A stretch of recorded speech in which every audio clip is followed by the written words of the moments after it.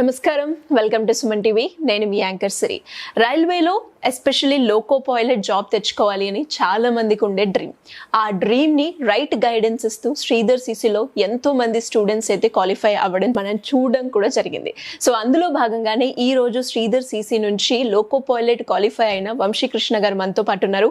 ఇంతకీ ఆ success formula ఏంటి, ఆయన పడిన స్ట్రగుల్స్ ఏంటి, ఇవన్నీ కూడా మనం ఈ వీడియోలో తెలుసుకుందాం. మిస్ కాకుండా ఈ వీడియోని కంప్లీట్గా చూడండి. హలో అండి వంశీకృష్ణ గారు. Hi ma'am.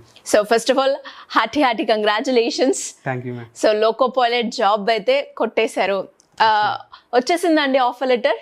ఇంకా లేదు మేడం, అంటే నెక్స్ట్ 10 daysలో రావచ్చు అండి. గ్రేట్. అండ్ ఎలా అనిపించింది ఫస్ట్ రిజల్ట్స్ చూసుకోగానే?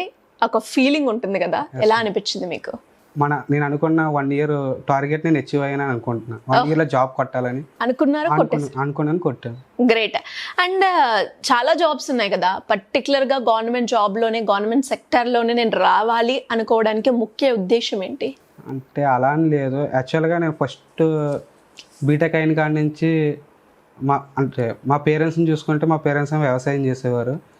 మా పెద్దనాళ్ళు చూస్తే వాళ్ళ సంథింగ్ గవర్నమెంట్ జాబ్లోనే సెటిల్ అయ్యారు. సో వాళ్ళని చూసి నేను కూడా సెటిల్ అవ్వాలి అంటే, మా పెద్దనాళ్ళు వాళ్ళ ఫ్యామిలీ ఏమో ఒక రేంజ్లో ఉంటుంది, మాదేమో ఫార్మర్ అంటే కొంచెం వాళ్ళకన్నా లోకనే ఉంటాం. కానీ వాళ్ళు చిన్న వయసులో ఇద్దరు సమానంగానే ఉన్నారు. కానీ ఎదిగాక వాళ్ళ పిల్లలకు డిఫరెన్స్ అంటే, వాళ్ళ పిల్లలు హయ్యర్ స్కూల్స్లో చదివారు. ఇప్పుడు వాళ్ళు చూస్తే అంటే అమెరికా వెళ్ళారు వాళ్ళ పిల్లలు. అమెరికా వెళ్ళడం గ్రేట్ అచీవ్ అని కాదు, కానీ మనీ ఉండటం వల్ల ఇదంతా ప్రాసెస్ జరిగింది. సో ఇటు పక్కన నేను చూస్తే నన్ను బాగానే చదివించారు, కానీ ఎక్కడో దేనికైనా వెళ్ళాలంటే మనీ ప్రాబ్లం అయ్యేది. సో అది చూసి అది ఎక్కువ బ్రెయిన్లో ఫీడ్ చేసుకుని, ఓకే మనం గవర్నమెంట్ జాబ్ కొడితే మన ఫ్యామిలీ అంటే నేను ఇంప్రూవ్ అవ్వడం కాదు, నా ఫ్యామిలీ కూడా ఇంప్రూవ్ అవుతుందని నేను భావించాను. ఓకే. అంటే ఫస్ట్ అటెంప్ట్లోనే వచ్చేసిందా మీకు? నేను రైల్వే ఈ ఏఎల్పికి అయితే ఫస్ట్ అటెంప్ట్లోనే వచ్చింది. ఓకే. మరి శ్రీధర్ సిసిలో ఏ కోర్స్లో జాయిన్ అయ్యారు మీరు? నేను ఇనిషియల్గా బ్యాంకింగ్ అని జాయిన్ అయ్యాను. కోచింగ్ అయ్యాక నాకు హెల్త్ బాగాక నేను ఇంటికి వెళ్ళిపోయాను. దాని తర్వాత కరోనా వచ్చింది. కరోనా వల్ల నేను ఇంకా అక్కడ ఉండిపోయాను. తర్వాత ప్రైవేట్ సెక్టర్కి వెళ్ళిపోదాం అని చెప్పి బ్యాంకింగ్ మానేసి అటు ట్రైల్ వేస్తే అటు జాబ్ వచ్చింది. పెద్ద ఎంఎన్సి కంపెనీలోనే వచ్చింది. మళ్ళీ ఏమైంది? ప్రైవేట్ జాబ్ బాగానే ఉంది, ఎంఎన్సి అంటే వ్యవసాయం కదా. మా ఫాదర్ చుట్టుపక్కల వాళ్ళు అందరూ చెప్తూ ఉంటారు, ఇంకెన్ని సంవత్సరాలు నువ్వు ఇంటికాడ ఉంటావు, గవర్నమెంట్ అది తేలిక కాదు, జాబ్ చేస్తా కూడా నువ్వు ప్రిపేర్ అవ్వచ్చు అని చెప్తూ ఉంటారు కదా ఫ్రెండ్స్. అలా ఇంటి పక్క వాళ్ళు కూడా చెప్పడం వల్ల సరే ఎందుకు పేరెంట్స్ని ఇబ్బంది పెట్టడం అని చెప్పి నేను అటు సైడ్ వెళ్ళాను. అటు సైడ్ వెళ్ళాక 1 year బాగానే చేశాను. వాళ్ళు 1 year చేసాక కూడా నాకు ఇంక్రిమెంట్ పెద్ద అనిపించలేదు. ఓకే. సో దాని తర్వాత మళ్ళీ ఇటు సైడ్ రావడం జరిగింది. నేను అంటే 1 year టార్గెట్ పెట్టుకుని వచ్చాను, రావడం అంటే నాకు ఇన్కమ్ కూడా పేరెంట్స్ నుంచి కొంచెం తగ్గింది. సో నేను ఒకటి పెట్టుకున్నా, ఇంకో 1 year చేస్తే నాకు ఒక అమౌంట్ వస్తుంది పిఎఫ్ కింద, అది పెట్టుకునే వచ్చాను ఇక్కడికి. రావడం నా పిఎఫ్ అమౌంట్తోనే నేను విత్డ్రా చేసుకుని నేను లాస్ట్ ఇయర్ ఆగస్ట్లో వచ్చాను. అలాగే నేను అవి అమౌంట్ నాకు ఒక 6 months 7 months వచ్చినాయి. దాని తర్వాత నాకు కొంచెం ఇబ్బంది అనిపించి మన శ్రీధర్ సిసిలోనే కొంచెం కంటెంట్ సైడ్ ఇలా జాబ్ తీసుకుంటారని తెలిసి నేను ఇలా కాంట్లో జాయిన్ అయ్యి నాకు ఎంతో కొంత ఒక పాకెట్ మనీ టైపు నేను ఇక్కడ నుంచి చదువుకునేలాగా నాకు కొంచెం సపోర్ట్ చేసింది. ఓకే. సో ఇప్పుడు కూడా నేను అందులో అంటే నాకు జాబ్ వచ్చాక కూడా వెళ్ళలేదు, ఎందుకంటే ఏఎల్పి అనే కాదు ఇంకా బ్యాంక్స్ కూడా నేను మెయిన్ జాయిన్ అయ్యింది బ్యాంక్లో జాయిన్ అయ్యాను కాబట్టి బ్యాంక్ కొట్టి వెళ్దామని నేను ఆ మోటివేషన్తోనే ఉన్నా. కానీ జాయిన్ అవ్వడం ఏఎల్పిలోనే జాయిన్ అవుతాను. అంటే నేను ప్రైవేట్ జాబ్ మానేసి ఇటు వచ్చాక ఆగస్ట్లో జాయిన్ అయ్యాను. జాయిన్ అయ్యాక నేను యాజ్ యూజువల్గా బ్యాంకింగ్ ప్రిపేర్ అవుతుంటే ఇంతలో శ్రీధర్ సిసి సార్ అడ్వర్టైజ్మెంట్ వచ్చింది, ఇలాగా ఫ్రీ ఆర్ఆర్బి కోచింగ్ అని టాప్ 1000 మెంబర్స్కి. సరే ఎందుకు మా ఫ్రెండ్స్ అన్నారు అప్లై చేయరా, నువ్వు ఎలాగ ఆర్ఆర్బికి కూడా ప్రిపేర్ అవుతున్నావు కదా అంటే సరే అని చెప్పి నేను అప్లై చేస్తే నాకు టాప్ 1000లో ర్యాంక్ వచ్చింది.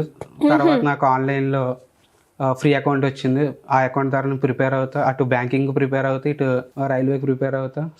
ఓకే అంటే శ్రీధర్ సిసి వాళ్ళు ఏదైతే గ్రాండ్ టెస్ట్ కండక్ట్ చేసి ఫ్రీ ఆపర్చునిటీస్ ఇచ్చారో సో అందులో మీరు సెలెక్ట్ అయ్యారు. సెలెక్ట్ అయ్యాను మేడం. Oh great. అండ్ దాంతో పాటు చాలా మందికి ఉండే డౌట్ ఏంటి అంటే నార్మల్ స్టూడెంట్స్ కి ఇచ్చే ఫెసిలిటీయే ఫ్రీ గ్రాండ్ టెస్ట్ వాళ్ళకి కండక్ట్ చేసినప్పుడు మేము ఇస్తాము అని చెప్పడం జరిగింది. అవన్నీ ఫుల్ఫిల్ చేశారా? Yes madam. మెటీరియల్ ఇచ్చారు. అంటే వాళ్ళు అమౌంట్ కట్టి వాళ్ళకి ఏ ఫెసిలిటీస్ వస్తే మాకు అయ్యే ఫెసిలిటీస్ వచ్చాయి. చాలా మంది అనుకుంటారు మనకి పెద్ద ఫెసిలిటీస్ ఇవ్వరని, కానీ సార్ నిజంగా చెప్పినట్టే సార్ ఏం చెప్పారో అవన్నీ ఫెసిలిటీస్ మాకు వచ్చినాయి. బయట అమౌంట్ పే చేసి వాళ్ళకి ఏమేమి బుక్స్ ఇస్తారో, ఏమేమి క్లాసెస్ ఉంటాయో సేమ్ యాజ్ యూజువల్గా మాకు అవి వచ్చినాయి. సార్ చెప్పారు కూడా, అంటే మీకు కంఫర్టబుల్గా మీరు ఆన్లైన్ తీసుకుంటారు లేకపోతే ఆఫ్లైన్ క్లాసెస్ తీసుకుంటారు. సో యాక్చువల్గా నేను ఏంటంటే ఆఫ్లైన్కి వెళ్తే మళ్ళీ నాకు బ్యాంకింగ్ కొంచెం ఇబ్బంది అవుద్ది అని చెప్పి నేను ఆన్లైన్ తీసుకున్నాను. ఆన్లైన్ ఎందుకంటే రికార్డెడ్ కదా, సో ఎప్పుడైనా మాకు ఫ్రీ టైం ఉన్నప్పుడు ప్రిపేర్ అవుదాం అని చెప్పి నేను ఆన్లైన్ తీసుకుని అలా రాశాను. సో అలా మీకు గవర్నమెంట్ జాబ్ లోకో పైలట్ వచ్చింది, రైట్? గ్రేట్. అండ్ దాంతోపాటు మరి వచ్చిన తర్వాత పేరెంట్స్కి చెప్పారా? వాళ్ళ ఫీలింగ్ ఎలా ఉంది, వాళ్ళ ఎక్స్పీరియన్స్ ఎలా ఉంది? అంటే నేను యాక్చువల్గా ఏది ఇంకా ఫుల్ ఫ్లెడ్జ్గా చెప్పలేదు మేడం. అవునా? సో ఇప్పుడు డైరెక్ట్గా ఒకసారి మీ పేరెంట్స్కి కాల్ చేసి నాకు జాబ్ వచ్చిందని చెప్పండి. ఓకే మేడం, చెప్తా. ఒకసారి కాల్ చేయండి. హలో అమ్మా, నేను వంశీన్. అమ్మా నాకు రైల్వేలో జాబ్ వచ్చింది. ఇప్పుడు జాయిన్ అవ్వాలి అంటే నెక్స్ట్ 10 daysలో తెలుస్తుందమ్మా. చాలా సాధించారా? అది నాన్నకు కూడా చెప్పు. ఇక నాకు చెప్పు, నాన్న ఇందాక అడిగాడు మా చెప్పే నాకు. ఇక తెలుగు మాట్లాడు. హలో నాన్న, నాన్న అదే నాకు రైల్వేలో జాబ్ వచ్చింది.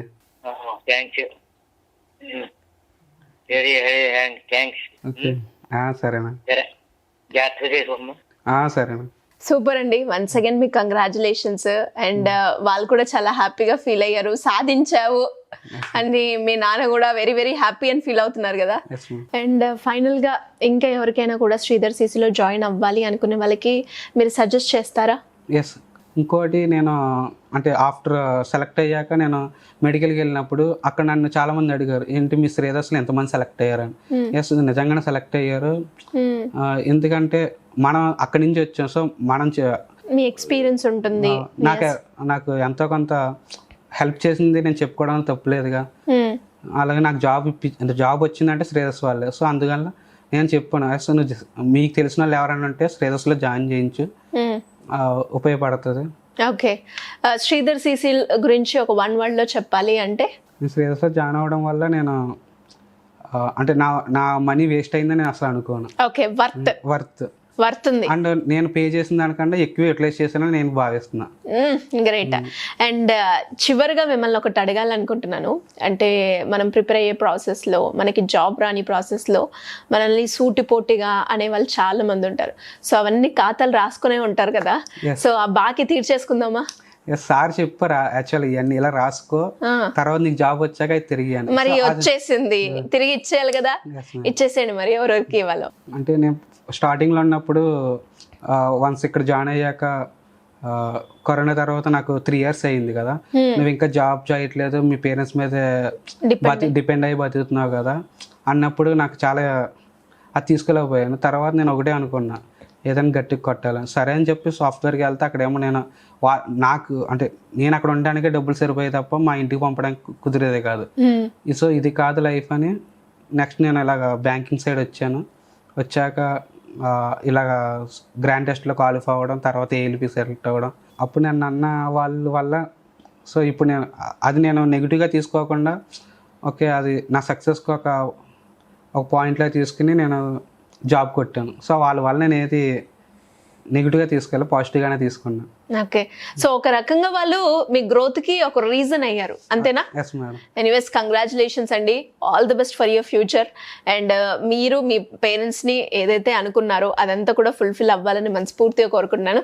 Anyways thank you so much. Thank you.